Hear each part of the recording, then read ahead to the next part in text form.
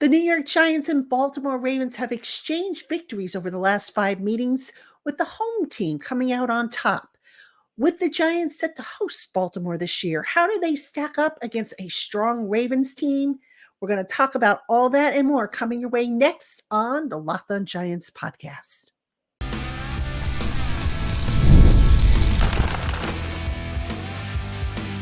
You are Locked On Giants, your daily New York Giants podcast. Part of the Locked On Podcast Network, your team every day. Today's episode of the Locked On Giants podcast is brought to you by FanDuel. Make every moment more. As playoffs wind down, the sports stop sporting like we want them to. But this summer, FanDuel is hooking up all customers with a boost or a bonus daily. That's right. There's something for everyone every day, all summer long. Visit FanDuel.com/lockedon to get started. Hello, New York Giant fans, and welcome to another edition of the Locked On Giants podcast, part of the Locked On Podcast family, your team every day. My name is Patricia Traina. I am a credentialed member of the New York Giants media for Locked On, as well as for SI's New York Giants on SI. Find my written work at si.com/NFL/Giants. And welcome on into my everydayers, my newcomers, my Blue Crew community, and of course, everybody else in between. Thank you for spending part of your day with us here on the Locked On Giants podcast. And we are continuing our look at the New York Giants 2024 regular season opponents. And we're back to the AFC North. So we're going to find out a little bit. We're going to get caught up with the Baltimore Ravens, the team the Giants haven't seen in 4 years. And who better to break it all down for us than Kevin Oestreicher, who is the host of Locked On Ravens. Kevin, good to see you, my friend. Good to see you, Patricia. Glad to be here and glad to talk some Ravens-Giants football. I know last time these two teams played, Daniel Jones handled Lamar Jackson, his first and only loss against the NFC. So Giants fans have that, and Daniel Jones will always have that against Lamar Jackson. There you go. There's a positive for all the Daniel Jones naysayers out there. So good memory, Kevin. All right. So Kevin, some changes on the Ravens. The biggest one is you have a new defensive coordinator. Mike Macdonald went to Seattle to become their head coach, and the Ravens hired Zach Orr. So let's start there. What are your initial impressions of Zach Orr and the defense he's running, and how is it different than from what Mike Macdonald ran? Yeah, Zach Orr was, I think, the Ravens' top choice for the position. Orr is a fiery guy, someone who has a ton of intensity to him. And the reason the Ravens went internal here was Zach Orr, who was their inside linebackers coach. They promoted him to defensive coordinator, was because they wanted to keep most of their system intact from what Mike Macdonald had. Now, Macdonald's in Seattle. He's going to carry that system over, and it'll be a different system under Zach Orr in a way. But we've seen this in Baltimore for a while now. If you are the inside linebacker coach of the Baltimore Ravens, good chance you're going to become their defensive coordinator. You talk about Zach Orr. Macdonald was their inside linebackers coach. You go back to Don Martindale. He was the Ravens inside linebackers coach, who I know Giants fans are very familiar with. And now even you go back even further to Dean Pease. So Zach Orr, someone who played in the NFL for 3 seasons with Baltimore. He was an undrafted free agent and actually was an all-pro in his final year with the Ravens playing, but a neck injury cut his career short after those 3 seasons. So got into the coaching world pretty early on after his career ended, spent a year in Jacksonville. That was under Urban Meyer, so it didn't go super great over there in Jacksonville, but came back, and I think he's learned a lot. He's someone that I think we're going to see an aggressive blitzing scheme. Now, not quite the Don Martindale level of aggression. I don't think anybody can copy that level of aggression, but I think we're going to see that. And a lot of things that Mike Macdonald did is moving his guys around. I think Zach Orr is going to do exactly that with players like Kyle Hamilton. And even you can talk about some of their other defensive backs like a Marlon Humphrey, who can play in the slot and on the outside and was an all-pro at both of those positions, honestly. So I think Zach Orr is going to emulate a lot of what Mike Macdonald and all these other previous defensive coordinators have had with the Ravens, but he's going to have his own twists and his own turns that I think will truly make it his own. In terms of the personnel that the Ravens have on that defense, I mean, I know, I believe you lost Patrick Queen. Yeah.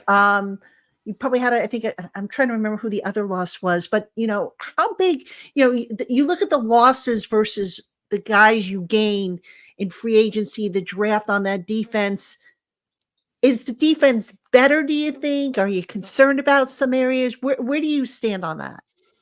I would probably call it a push at this point. I feel like for the Ravens and everything that went on for them, losing Patrick Queen, I think will, to an extent it will hurt. Now, they have a succession plan in place, and that is the name of the game here for the Ravens this year. It is succession plans. Lamar Jackson is on his big contract. They signed Justin Madubuike to a huge deal. They have a bunch of guys on $90 million, $100 million contracts. So with that, it's every team, Patricia. You just can't re-sign everybody. You can't bring back everybody. So losing Patrick Queen, I will say I think they upgraded their corner room. They lost Ronald Darby, who was really good for them last season in a spot role, and also Rock Yassin, who was not. But they brought in Nate Wiggins and TJ Tampa in the draft, so I would call that an upgrade. Now it's going to be up to Trenton Simpson to replace Patrick Queen. They lost Jadeveon Clowney. It'll be up to guys like David Ajabo to replace him. They've lost guys just in and around all three levels of that defense, but they have drafted to prepare for this, where there are second-year players, third-year players, fourth-year players that will be able to step up for them that need to.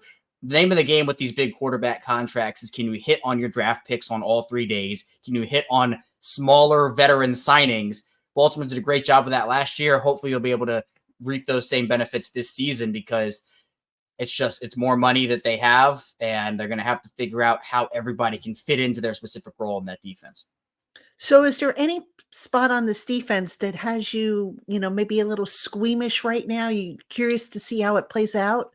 Yeah, I think the safety depth is something I'm a little interested in, how that all plays out. We know that Kyle Hamilton and Marcus Williams are one of the best duos, if not the best duo in the league. There's no question about that. But then behind them, there is not a lot. Geno Stone also was one of their losses. He went to Cincinnati, of division rival, which again, just Ravens and going to division rivals was a theme this offseason. But one of the reasons why Baltimore's defense was so good and was able to stay so consistent throughout the season was because they went through injuries. Marcus Williams had to miss a lot of time. Marlon Humphrey had a couple of injuries he had to deal with, but it was their depth pieces that stepped up. Geno Stone came in there and replaced Marcus Williams and had a career year in interceptions, and was able to replicate that production, so it didn't feel like such a huge loss. When Marcus Williams was one, Geno Stone stepped in and said, I'm just going to take this over, and it's not going to be a big deal. With Stone gone, their safety depth it's an interesting group. But Ardarius Washington, who actually came out of TCU as a safety, the Ravens have been experimenting him alongside slot corner and a couple other options. Feels like he's back in the mix for that main third safety job. They also drafted a 7th rounder in Sanusi Kane, an undrafted guy in Bo Braid, but that's really it. They've dabbled with Jamal Adams. They had him in for a visit about a month ago or 3 weeks ago at this point. There are others available like a Justin Simmons who they could potentially go after. But right now, if Marcus Williams were to go down, that is a lot of unproven depth. There's not a ton of options for the Ravens right now. So if they can stay healthy, I think it's fine.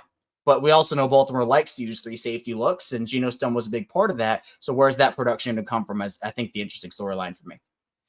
Now, one of the emerging strengths of the Giants is the wide receiver group. Malik Neighbors kind of put that group over the top. So they're counting on him to be the number one, receiver. You still have a Darius Slayton, a Jalen Hyatt, a Wan'Dale Robinson. When you look at that matchup against the Ravens defensive backs, and I know, the roster's not set, but right now, would you say that that's probably the marquee matchup, the one that, if you had to pick the one matchup, that the Ravens have to win, that would be one? Yeah, if we're talking offense versus defense, Giants offense versus Ravens defense, I think that's big, being able to shut down Malik Neighbors. So I do expect to have a big rookie season there in New York, especially because right now, we're kind of wondering, I guess, who else is going to step up in that Giants wide receiver room. So if you can kind of neutralize Neighbors, for the Ravens, their cornerback room, the top 4, well, I guess 5 if you want to include slot, is Marlon Humphrey, Brandon Stevens, Nate Wiggins, TJ Tampa, and Arthur Millette, who is their slot guy. I think that Baltimore is very equipped on that defensive back group, but we also know, Patricia, as the season goes on, injuries are a factor, in this Ravens team over the past, really however far you want to go back, has struggled immensely with cornerback injuries. It feels like year after year, they start the season with 50 healthy corners, they end the year with 2 healthy corners. It feels that way every season. So I think being able to get Malik Neighbors uncomfortable and making Daniel Jones or whoever the quarterback is throw elsewhere, I think that's going to be a key component to the Ravens' success, because maybe that can force the Giants to be a bit more one-dimensional in that game. We know Saquon is no longer there, so is Devin Singletary going to be enough in that way? I agree with you, Patricia. I think the wide receiver group versus the Ravens defensive back group, that's going to be the one I'm watching out for. All right, Giant fans, you are listening to the Locked On Giants podcast. We are breaking down the Baltimore Ravens with Kevin Oestreicher, who is the host of Locked On Ravens. When we come back, we'll swing over to the offense, and then we'll talk a little bit about the battle in the trenches, which is a key one. So don't go anywhere. This episode is sponsored by BetterHelp. Do you ever find yourself comparing your life to those you see on social media? Comparison is the thief of joy, and it's so easy to envy other people's lives. It might even look like they have it all together on their social media channels, but in reality, they probably don't. Therapy can help you focus on what you want to be instead of what others have, so that you can start living your best life. And if you're thinking of starting therapy, give BetterHelp a try. It's entirely online and designed to be flexible and suitable to your schedule. Fill out a questionnaire to get matched with a licensed therapist. And if you find your assigned therapist isn't a match, switch at any time for no additional charge. So go on and stop comparing and start focusing with BetterHelp. Visit betterhelp.com/lockedon today to get 10% off your first month. That's BetterHelp, HELP.com/lockedon. All right, everybody, welcome back to the Locked On Giants podcast. I'm your host, Patricia Traina, and my guest today is Kevin Oestreicher, host of Locked On Ravens. You can find him Monday through Friday on YouTube and wherever you get your podcasts, just like you can find the Locked On Giants podcast Monday through Friday, wherever you get your podcasts, and on YouTube. And Kevin, let's talk a little bit about the trenches, because that's where games usually start. You know, the side that's going to win the trenches usually is the one that wins the game. So I want to look at, if we could, let's start with the Ravens defensive front against that Giants offensive line, which is a unit that we're all holding our breath here in New York that unit is finally fixed, but that remains to be seen. But where do you see kind of like the key matchups, assuming, regardless of what the Giants put up, who are the key guys on the Ravens defensive front that you see as being key? Yeah, I think to me, the defensive line for Baltimore, just those big guys, they're my favorite position on this entire Ravens roster, because I love the balance of veteran and young talent. Michael Pierce, I think, was the most underrated Raven last year. He's a big-bodied guy. You have to double team him on most plays. But a lot of this comes down to interior pass rush. I think, Patricia, when people look at pass rush, a lot of the successes and failures fall on just the outside linebackers and the edge guys. If the pass rush isn't working, it's all those guys' faults. Or if it's great, it's all the success of those guys. Well, interior pass rush is really important. And we saw that here in Baltimore with Justin Madubuike, who had 13 plus sacks last season in the ultimate breakout season. So he's a guy to highlight. But a player that I will highlight, an underrated guy, not named Michael Pierce, Travis Jones out of UConn. This is his third season in the NFL. He's had an increased role from year 1 to year 2. Now entering year 3, it's expected he's going to be a huge part of this defense this year. And he is incredible as a run defender and incredible as an interior pass rusher. And I think that he's a guy where if I'm looking at Baltimore's defensive front, interior-wise, it's going to be huge. But that Giants tackle situation, I know that's one of the key storylines in New York this year. But for the Ravens, losing Jadeveon Clowney, they brought back Kyle Van Noy, but they're looking for a couple of huge years. One from Odafe Owe, who's entering his 4th season. They picked up his 5th-year option. He's been good for the Ravens. It hasn't been bad for him, but I think everybody's looking for that true breakout like Madubuike had last season. Then David Ojabo, who was a 2nd-round pick out of Michigan, dealt with a couple of injuries over his first 2 years. And essentially, he's going to be the guy to replace Clowney on that defense. And Clowney had a career resurgence last year. So can Ojabo replicate that success? I think that's going to be key. So if the Ravens can get pressure on whoever that Giants quarterback is going to be, Daniel Jones or whoever else it is, I think it fixes the game up for the Ravens in a good way. But if that quarterback feels comfortable back there, is able to hit guys like Malik Neighbors, it could swing the game in the Giants' favor a little bit on offense and make things a little more difficult on Baltimore. Yeah. Now, flipping the script a little bit, the Giants, they've got Dexter Lawrence, who is probably, going to be in the running for the best interior defensive lineman now that Aaron Donald has retired over at the Rams. any concerns about the Ravens offensive line? I think there's some question marks currently on that unit. Where are the biggest ones and how do you think they stop Dexter Lawrence and company? Yeah, you can pepper the concerns all over the place on that Ravens offensive line. Now, your good security blankets there are Tyler Linderbaum, who is one of the best centers in the NFL. With Jason Kelce retiring, he's in the conversation for best center in the league now. Ronnie Stanley had an up and down season last year, was definitely not healthy, suffered a couple of injuries, and he's been hurt really ever since 2020, unfortunately. But he at least has been a staple on that offensive line when he has been healthy.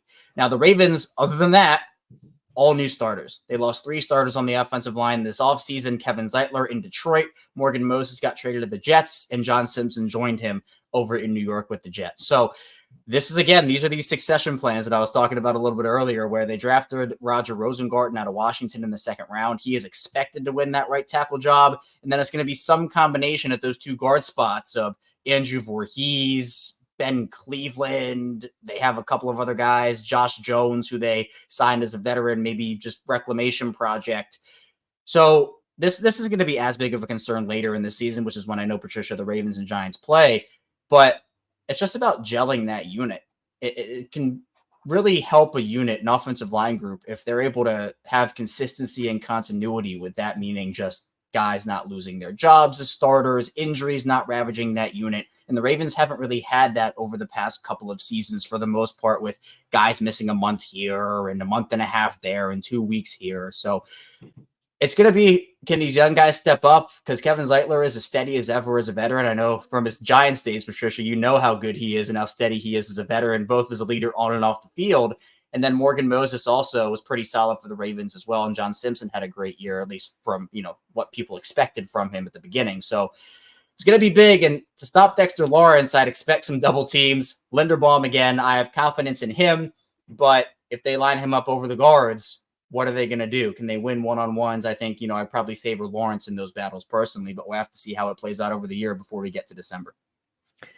Now, I want to swing over to the Ravens offense. Lamar Jackson, he's still pretty good. But last year, the Ravens came up a little short. I know it hurts. I'm sorry. I have to bring it up. But, are people, I don't want to say losing faith in Lamar Jackson to take it all the way, but what is the temperature right now with his play? I mean, he's good during the season, but just can't quite cross that hump. What's the temperature like for him? I think people are confident that Lamar can get the job done. I think we can also acknowledge that the play in the playoffs for the most part has not been up to the standard that it needs to be, especially in the losses. I mean, he went out there against Houston in the divisional round and just tore them apart and was really, really good in that game. And obviously he's the quarterback. Quarterback's the most important position on the team. He's going to get the brunt of the criticism. And again, his play, there have been bad turnovers, there have been poor decisions, this, that, and the other, that we can sit here, whether you're covering the Ravens or Ravens fan, and you say, yes, this was not good enough. But then in that championship game, a lot of the conversation has been around Baltimore's game plan and them deciding to run the ball 12 times total, 6 times with their running backs, when all season they were the best rushing team in the league. They tore teams apart on the ground, and then they somehow forgot it in the championship game in the biggest moment. And it's a combination, right? I'm not going to blame it all on the running game, not going to blame it all on Lamar Jackson, but everything had a part to play. So I think that you enter this season, Lamar's a 2-time MVP. He won it last year, and I think he deserved it. Baltimore, they're a dominant regular season team. Everybody knows that. I think as a regular season team, it's important to have a good regular season, but I think the temperature of just what expectations are is the regular season doesn't matter anymore. Like, of course, you have to have a good one to get to the playoffs, and like, it's important to, but the season starts for everybody here in January, because you can have a great regular season. Baltimore is the top seed in the AFC, and it didn't matter because they fumbled the ball away in the biggest moment against Kansas City. So I think for Lamar, there are still areas of improvement. I mean, he's so dominant in most areas, but I think the deep ball accuracy, which was, I think, middle of the league early in his career, has fallen off quite a bit. So if he can get the deep passing game more consistent and a couple other things as well, I think the confidence level would be a little higher. But I still think the temperature in Baltimore is still pretty good on Lamar. I think people are still confident, and I myself am too. Are they asking him to do too much, especially now as he gets older? they're changing his role, and I think it's to his benefit. When Greg Roman was there, he had a lot of control on that offense, where you see with a lot of these younger quarterbacks, second year, third year, fourth year, they're starting to get some level of control, audible permissions and play calling, calling out their own things, running 2-minute and whatnot. Lamar didn't really have a lot of that over his first 5 years under Greg Roman. And Todd Monken has come in here. This is his second season as the Ravens offensive coordinator, and they have given him more pre-snap responsibilities. They've given him more ability to audible out a certain plays, see what he sees on the field, and it has led to a lot of big plays and big gains for the Ravens. And this year, they're putting even more of an emphasis on giving Lamar even more on top of that pre-snap responsibility. So I wouldn't say it's too much, but I do think with being Lamar Jackson, being as dominant as you are, there is bigger responsibility there. And that responsibility is expected to be executed to pretty near perfection with how good he is. So I think for Lamar, his mistakes have always been kind of magnified, and his successes, while again, he does get drummed up for his successes. I think there is some conversations around him that we're not having about some of these other top quarterbacks. But at the end of the day, I feel like it does benefit Lamar to have these, but he's also learning a little bit because, again, those second, third year, fourth year quarterbacks that had that, by year 7, they're like, okay, I've been doing this forever. Lamar hasn't. And so I think there's a little bit of a hiccup there sometimes, but for the most part, it's worked out for him. What about the rest of the offense? I mean, you had Odell, he's no longer there. I mean, how are you feeling about the position, the skill position groups? Yeah, it's going to be, again, I'll use the word succession plans again here, especially at wide receiver, because Odell is gone. They are putting their full faith and full belief in Rashad Bateman is a wide receiver here. Zay Flowers is their wide receiver 1. There's no question about that. And he earned that last season with his rookie year. But Bateman has been oft injured, and just the production hasn't been there for him over the course of his first 3 years. He is entering year 4, and it has been largely a disappointment in terms of how he's played for Baltimore this year. The potential is there. I personally still believe in Rashad Bateman, but to have him be your clear-cut number 2, and the way they told him they believed in him was they didn't draft the wide receiver to the 4th round this year. They didn't bring in any veteran or any type of veteran. They re-signed Nelson Aguilar, and that's it. They are telling Rashad Bateman, this is your season. They signed him to a 3-year extension as well at just about $5-6 million per season, which is a bargain in today's wide receiver market, by the way, regardless. But still, Lamar has not had that true number 1 veteran, right? I think Flowers is a number 1 and will, ascend.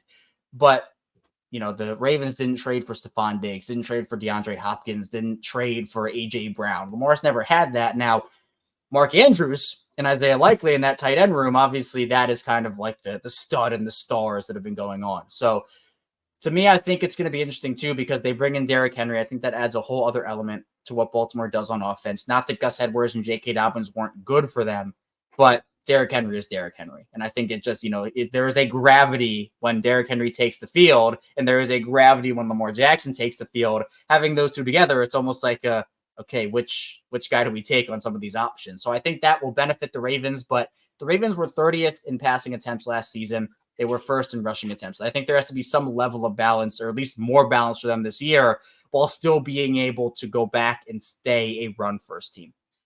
All right, Giant fans, you are listening to the Locked On Giants podcast. Our special guest is Kevin Oestreicher, host of Locked On Ravens. When we come back, a few final thoughts on the Ravens, whom the Giants see this year. So don't go anywhere. Hey, Giant fans, I love sports. I love them so much that I never want them to stop. But as the playoffs wind down, we get fewer games. And the sports aren't sporting like I want them to be. But FanDuel lets me keep the sports going whenever I want. All I have to do is open up the app and dream up bets anytime I'm in the mood. And this summer, FanDuel is hooking up all customers with a boost or bonus daily.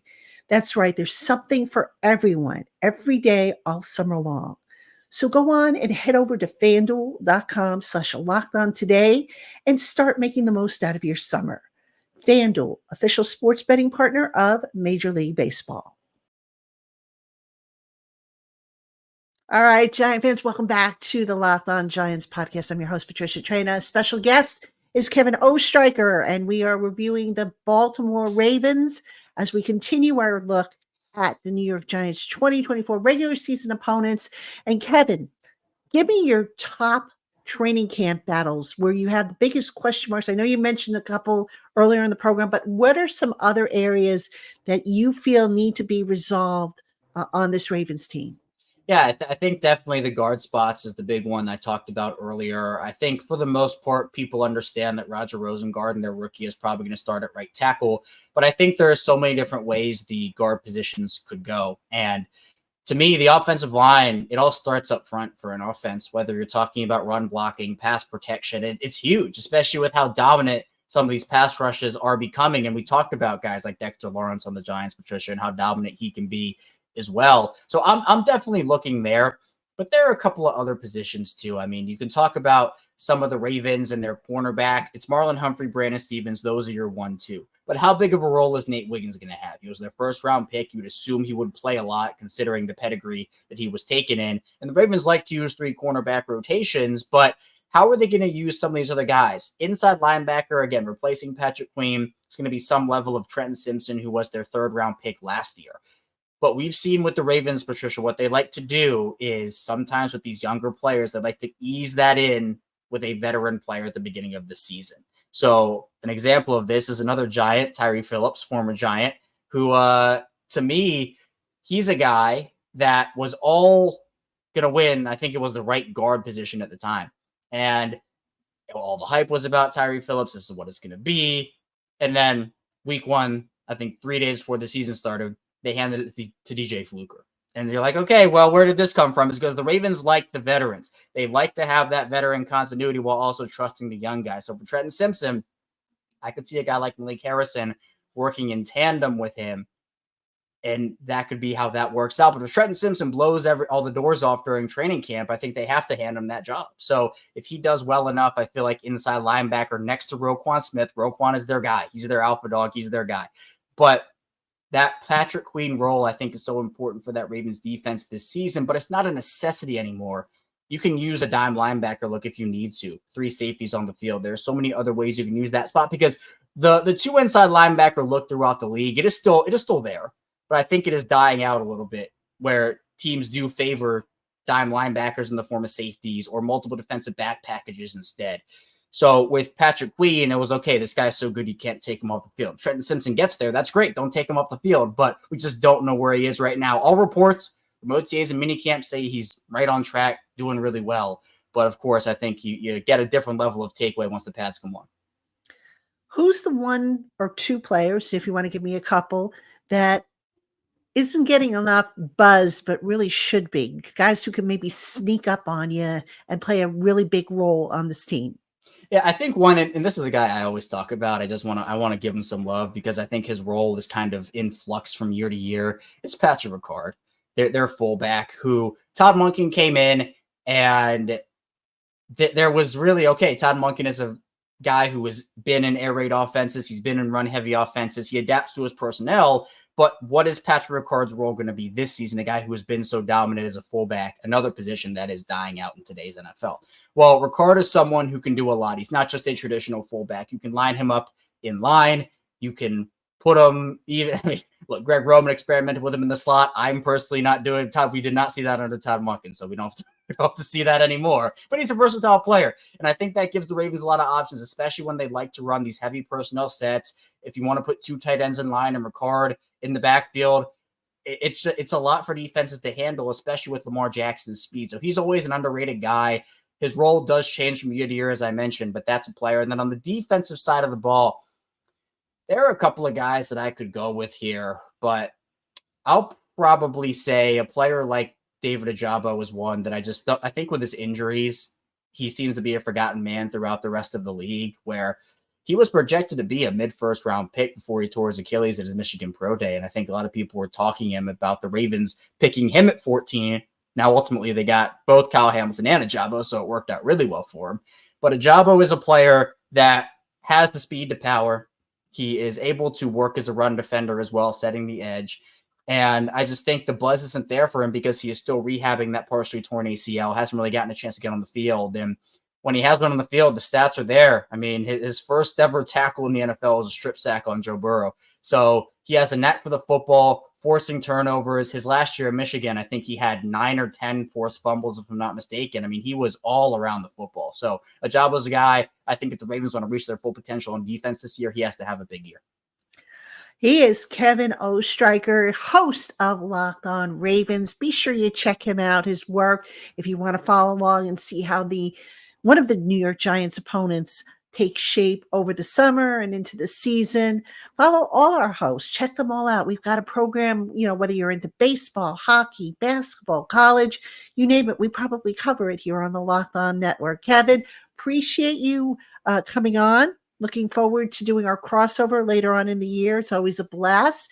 And also you can check out Kevin, on Locked On NFL. He's one of the hosts that runs that show over on our Locked On Network. So Giant fans, thank you again for tuning in to the Locked On Giants podcast. For Kevin Oestreicher, I'm Patricia Traina, and I'll see you again soon, Giant fans.